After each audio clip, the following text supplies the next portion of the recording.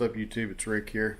Wanted to make a quick video on my 2019 Hobie Outback. I have a couple of pro anglers, really liked them for years. I started fishing in the New River in Virginia. I bought a couple of Coosa HDs, which I didn't think I would enjoy paddling a kayak as much as I did pedaling one when I'm fishing, but really enjoyed it. And when the 2019 Outback came out, I went and looked at it. I bought one, tried it out. I really like it. It paddles like a dream. The MD 180 I didn't think was that big of a deal. I had the old Turbo ST fins with the Pro Angler, but it is really nice. So I was going to show a quick video of some of the modifications I've done to mine and get your thoughts. If you have any suggestions.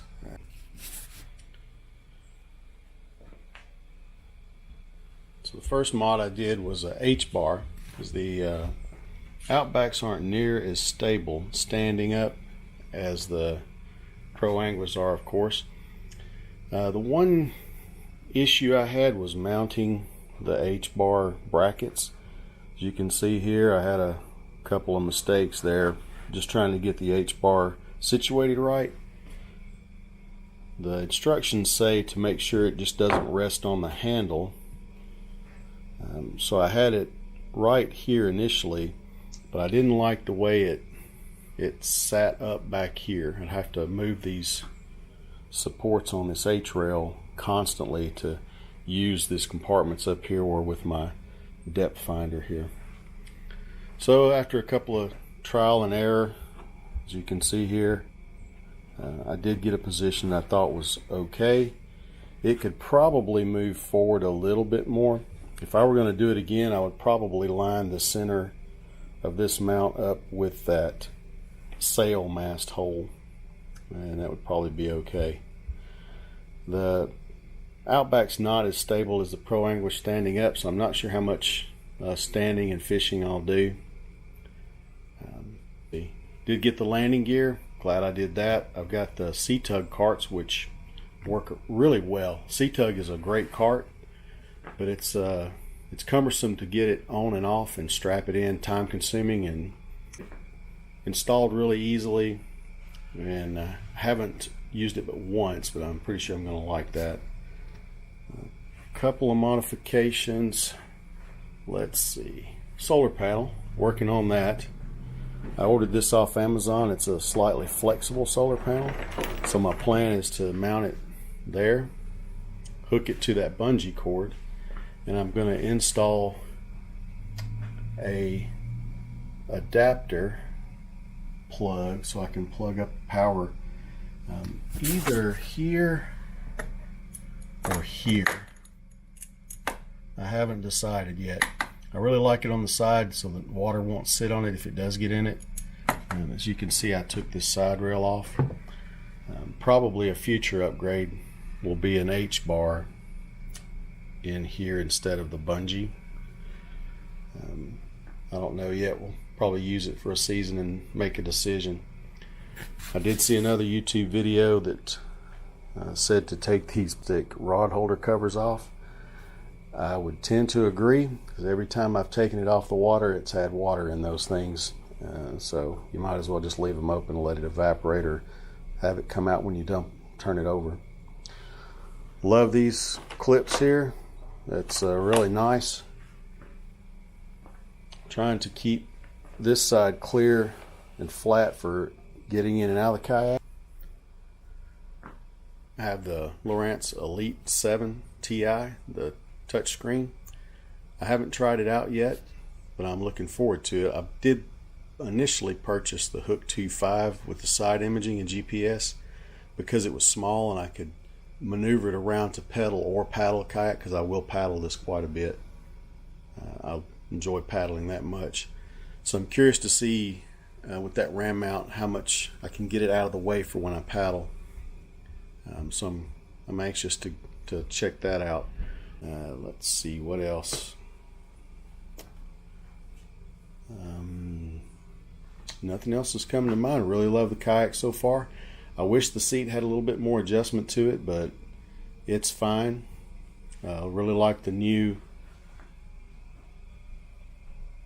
wiring plugs. Get a shot of that.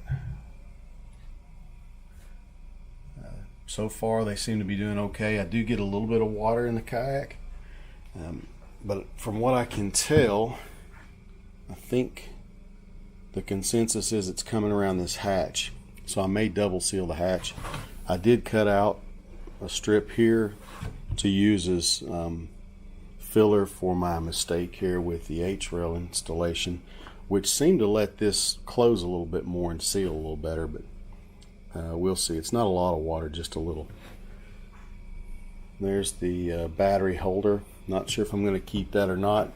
So my intent is to install that plug for the depth finder and then clip my battery back here, either along this bungee, make it kind of a self-contained unit for my solar panel, and then I can swap it between my Outback, my Pro Angler if I decide to keep it, and then the Jackson Coosa HDs. So we'll see. Just a side note, you can see the rudder here. I can adjust that for you. When you pull this rudder up, it actually sticks. It'll lock in place even though you don't have the rudder in the stow position. So when you deploy it, you have to move the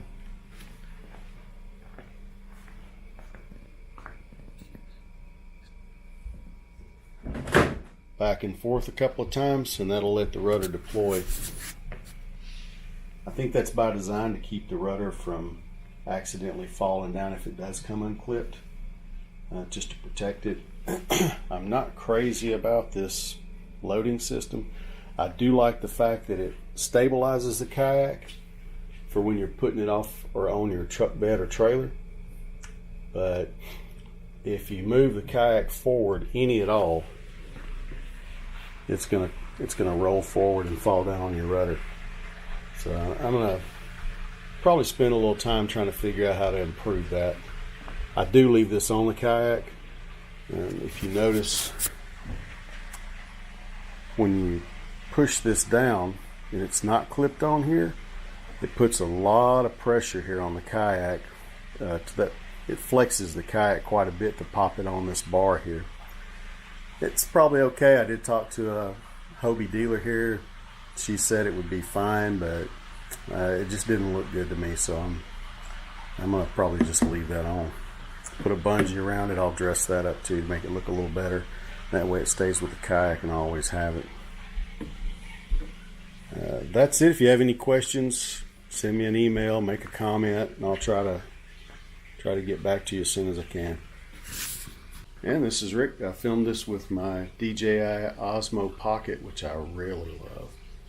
It's very handy. Let me know if you have any comments. Thanks.